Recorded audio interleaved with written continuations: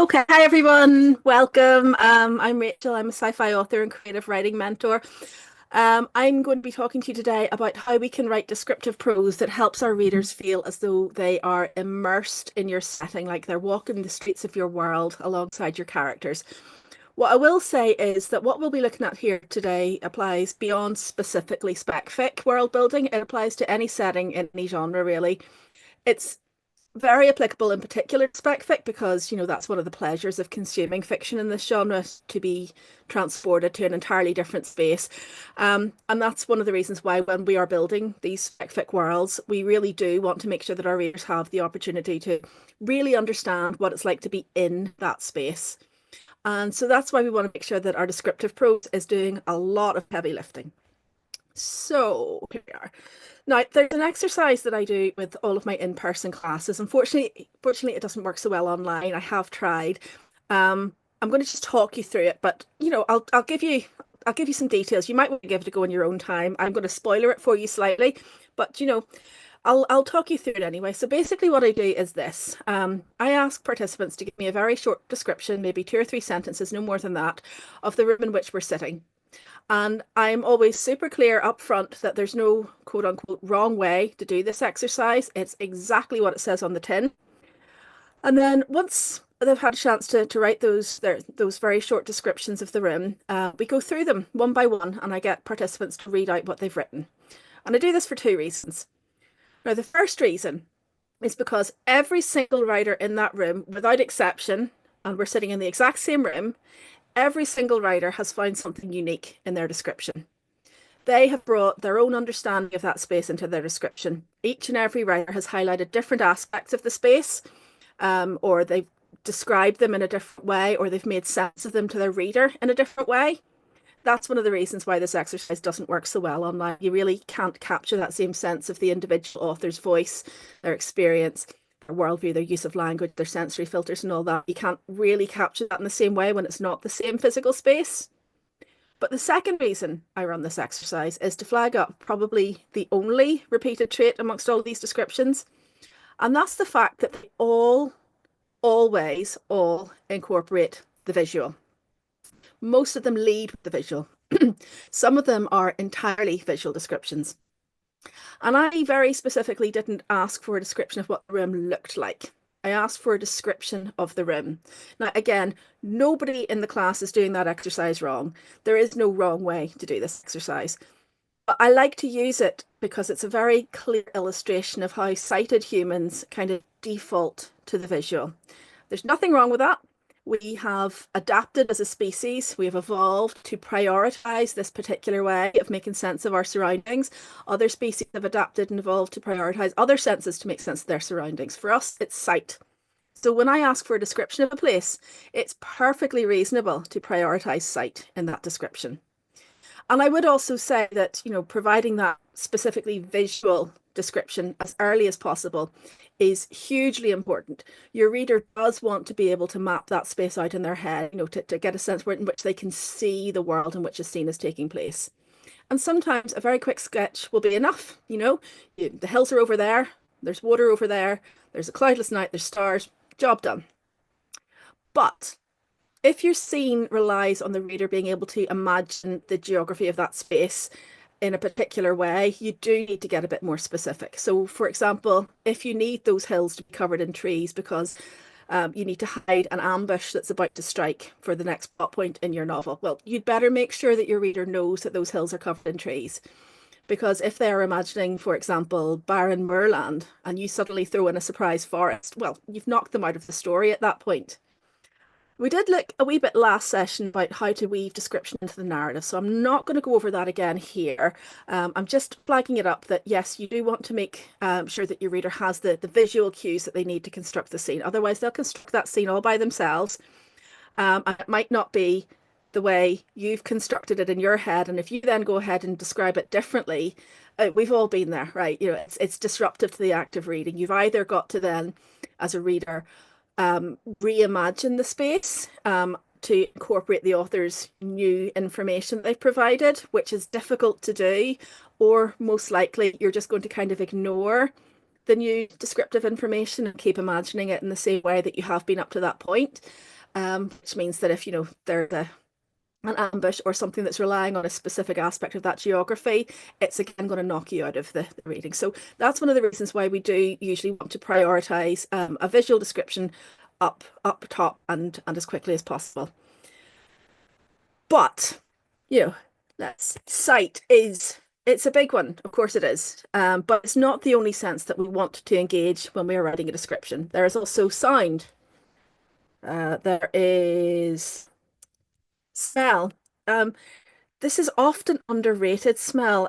It's a huge sense, and I think it's really important to incorporate wherever you can, but it's often underrated in descriptive prose. There's touch. There's also taste. And again, this is often underrated in descriptive prose, and I think that's a shame, but it's less easy to incorporate. But I'm going to ask you to hold this thought for just a moment, because I am going to focus on these guys, but we're writing speculative fiction specifically. And so I'd just like to quickly cover off the fact that this whole idea of there being five senses that we have is not in any way biologically accurate to the human species. We have many more senses than just five. So there is, for example, interoception. This is the perception of internal bodily signals like hunger or thirst or, palpitations, a racing heartbeat. There's proprioception. This is the awareness of your body's position and movement in space. It's what allows us to know where our limbs are without looking for them specifically. There is the vestibular sense. That's balance, it's spatial orientation, and so on. There's the one that I can't really pronounce. I think it's nociception, something like that. That's a perception of pain. There's thermoception. This is how we sense temperature changes through very specialized receptors in our skin. And a lot of what I'll be talking about in relation to touch as one of our five senses, I mean, that's actually probably more properly categorized as thermoception, but I will talk about it as such for simplicity's sense. I mean, this is kind of an ongoing project for modern science, working out what counts as a human sense and enumerating them all and working out how they all work together. There are a few more that could have made this list that I've just laid out here, and things like chronoceptions, the sense of time passing, which, I mean, it blows your mind if you even dive into this a little bit. There's not really any such thing as time. It's how we sense it. It's bizarre once you start diving beneath the surface. There's magnetoreception. There are, in fact, some studies, I think it's fairly small scale at the moment, but some studies are indicating that humans have a kind of rudimentary sense of magnetic fields.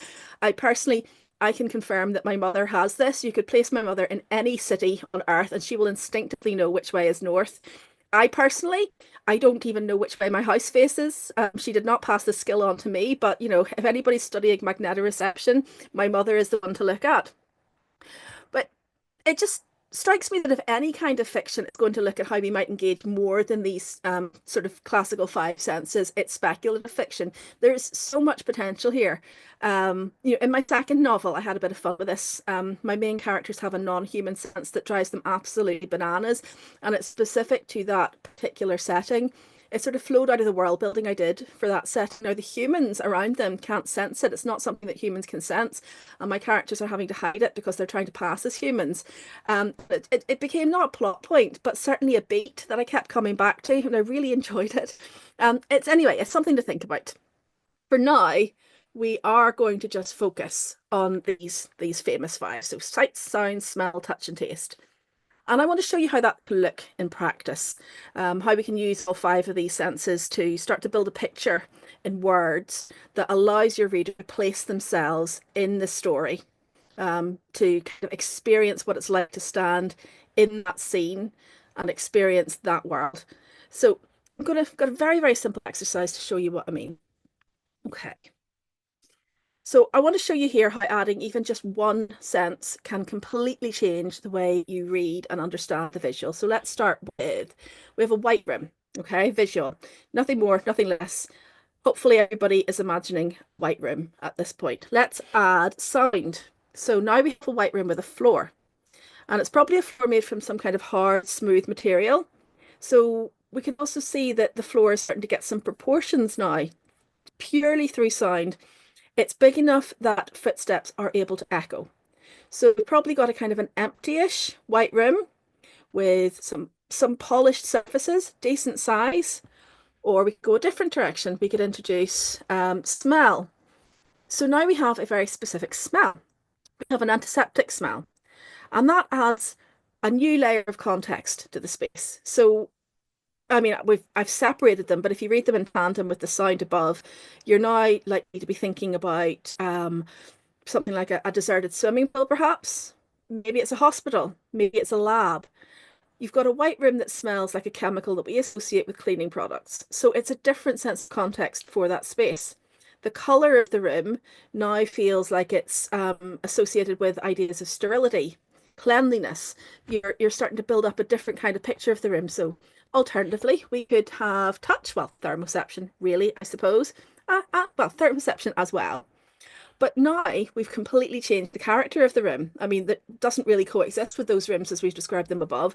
This touch thermoception, we are now imagining a different space. It's no longer a white kind of clinical room. It's a room that's open to the elements. It's a white room in probably a much older building. Um, it's got a breeze, it's got a hot and dry breeze. We're in possibly some kind of desert, certainly we're in a warm, dry climate. Or we could have taste. And yes, I am using taste and smell quite interchangeably here, but I'm doing it deliberately. This is deliberately tasted rather than smelt as such, because now we're talking about a very different kind of white room again.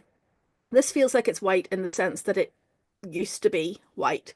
And it tastes of smoke and alcohol fumes, because in this instance, that's a much more visceral sense to deploy when we're looking to create a space that we want the reader to shrink from in some sense, you know.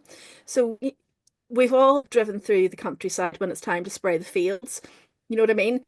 It's one thing to smell the fields when they've been freshly sprayed with organic fertilizer. Um, but you can taste that smell as well if your mouth is open and you know where that smell is coming from. And the fact that you can taste it is kind of worse than the smell. So taste and smell do work very closely together in the human body. And there are some things that are unpleasant to smell, but the idea of tasting them, it kind of creates that very visceral sense of recoil. So that's why I would say, taste, you can use it very, very strategically in this way, and you can use it to create a very specific reaction in your reader.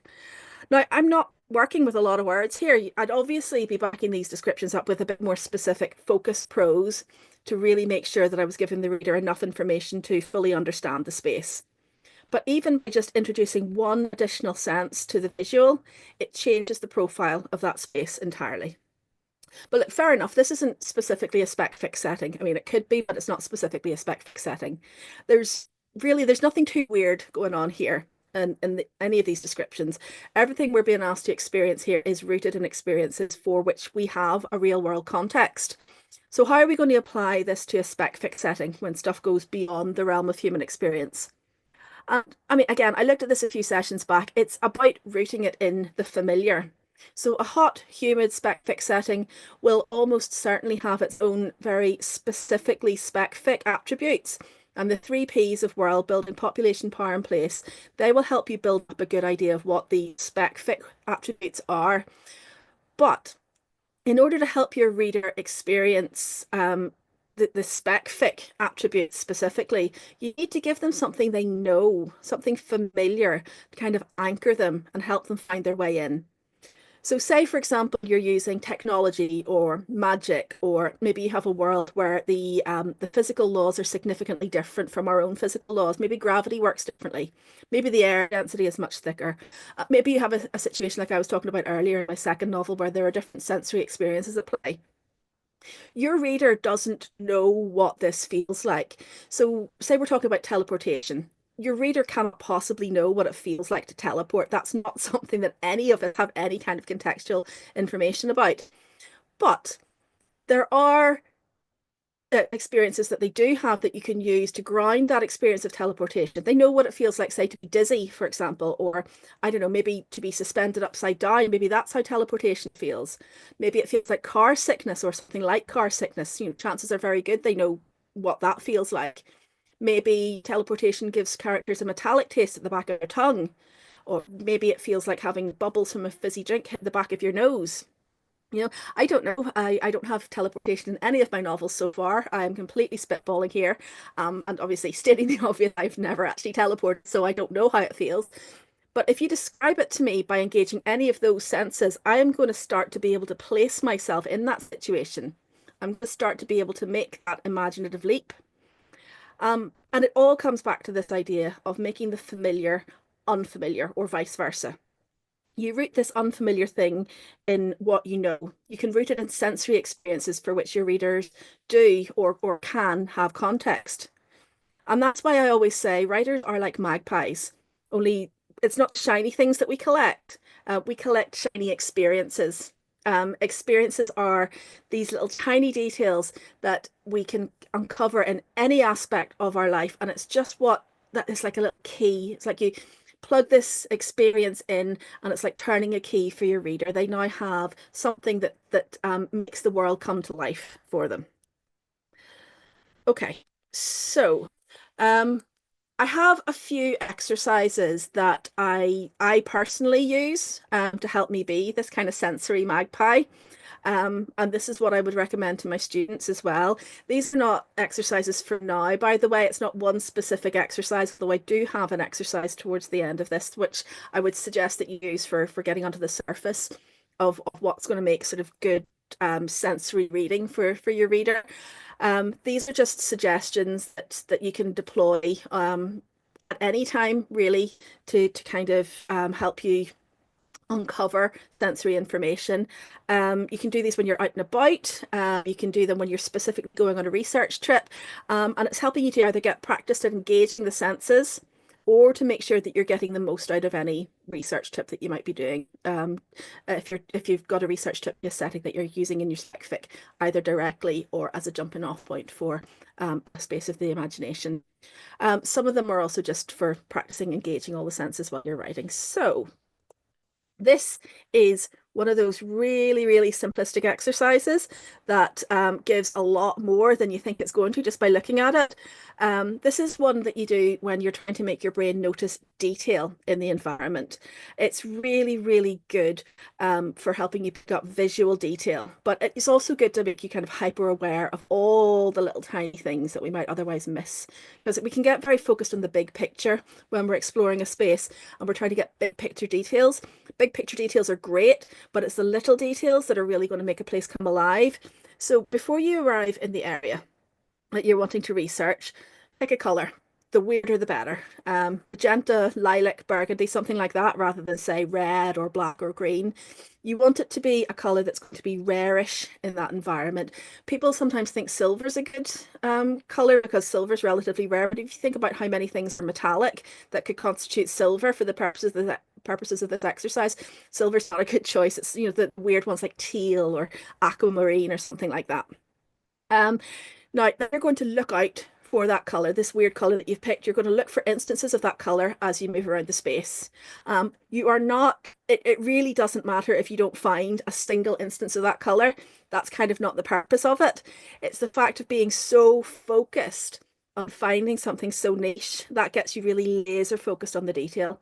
So like I say, if you pick magenta and nothing magenta appears, the exercise hasn't failed you. It's done exactly what it's supposed to do. So here's another one. Super, super simple, but very, very effective. If you're in a space and it's safe to do so, just close your eyes and allow the other senses to kind of gain priority and help you make sense of your surroundings. I often get, after the exercise that I was talking about at the beginning of the session, I often get writers to perform this one immediately afterwards. Just get them to close their eyes in the room for one or 2 minutes and see what other senses come to the fore, see what other new sensory information they can then incorporate into their description. And it starts to get very rich and very layered after that. This next one, oh, I love this one. I picked this up from an article by Margaret Atwood, the very queen of modern spec fic herself. It's not specifically about a setting that you're visiting, but it's a great way to get you underneath the surface of a space.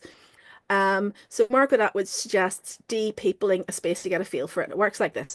So think of a pleasant childhood memory, or think of this for her. This is how she runs it. But for me, I would say think about the space that you're trying to create in your mind. Something that you can recall with kind of relative clarity anyway. Scribble down a few notes about anything you remember, things like where does this take place, who was there, what did it feel like for the people there. And now take the people out of the scene, de-people the scene so that it's an empty space. And then just describe the setting using concrete, significant details. It is amazing. You wouldn't think so, but it's amazing how the act of removing people from the scene allows you to pick up on details that you didn't know you'd noticed. This is another one that doesn't require you to be anywhere specific or have a specific setting in mind. And this is great for obliging you to put other senses to work in describing something. So you can't use taste to describe these tastes in this exercise. And that means you have to get creative in engaging other sensory information. I use taste in particular because, as I say, if there's one sense that definitely gets less love in descriptive prose, it's taste. And it's also so very specific to each individual human that this is really where you're going to start to get a sense of what your authorial voice likes to prioritize, and it's going to get its chance to shine. And then finally, this is one to get you thinking specifically, as I say, about space in your own spec-fic world. So when you take away the option to use the visual, you have to get really specific about what else is going on in your setting. It doesn't have to be a scene from your work in progress, by the way. It might actually be completely implausible that you would completely lose all light to that extent in your world. So you might have to sort of remove it from the work in progress. Maybe it does sit there, but it's often better if you can allow this to sit outside of that work in progress and to allow it to be purely exploratory. It's a thought exercise first and foremost. And the other thing to say about this last exercise, if you do have a non-human character that you're working with, setting them down in this pitch black setting is a great way to get a sense of how this character's excuse me, how this character's senses work as well. I mean, I do like having fun and exploring different priorities, and maybe it's a character that doesn't from a species that doesn't use sight as their dominant sense. What other senses are activated in this setting? They're all going to react differently to different stimuli. My advice would be start with sound in the absence of sight, incorporate smell next if you can. And even remember, even somewhere that doesn't have any specific smell to it, neutral is descriptive in and of itself. If you go into your room and there's no smell to that room, that's giving you a sense even then of the fact that this is just a very kind of blank space, utilitarian, functional space. Nothing is jumping out. So no smell is sensory description in and of itself. Touch, I would suggest bringing in, and taste is difficult to incorporate. You'll know when it's, I think you'll have a good sense of when it might be the right environment to introduce taste, but sight, sound, smell, touch, then taste if possible. Okay, that's another whistle stop tour again. I thought I've done all right with timing this time. If anybody has any questions, I'm going to just unshare here so I can see the chat, and I'll be very happy to answer any questions that you might have. Clive, there's also the absence of a sense like a blind person. Yeah, and in fact, I mean, I'm obviously a sighted writer, and it's one of those things where I'm not necessarily terribly comfortable in trying to impose somebody else's lived experience into my writing. There's a fantastic book that I read. It's not the sort of thing I would normally pick up either, but I'm so glad I did. It's called Stargazing by Linda Gillard. And I don't know if anybody's read it, but they have she has a blind the main character has been blind since birth. And it's what I often teach that actually when I'm teaching sensory stuff, because the way she interprets the world is using other senses. She talks about people's voice and she compares them to the taste of toffee or being in a soup of sound, and it's absolutely wonderful. There a book, Rachel, that you have read that you would say really encompasses the descriptions of all the senses that kind of stands out? My absolute go-to for answering this question, and it's a great question, Jenny, thank you, is The God in Small Things. It's not spec again. but it's one of those books where it just plunges you directly into this absolute sensory world of what it's like to be in May in Kerala, and it engages all kinds of. If we'd had, if I'd had another hour to do this, I would have actually gone into like a textual analysis of this opening section of the book, because it engages so many different senses, and in such a visceral way. It's the reason Kerala is on my bucket list to travel, because I feel like I need to go there and be in the space myself, just from the description of it. But yeah, The God of Small Things, Arundhati Roy's prose is absolutely wonderful for evoking the senses.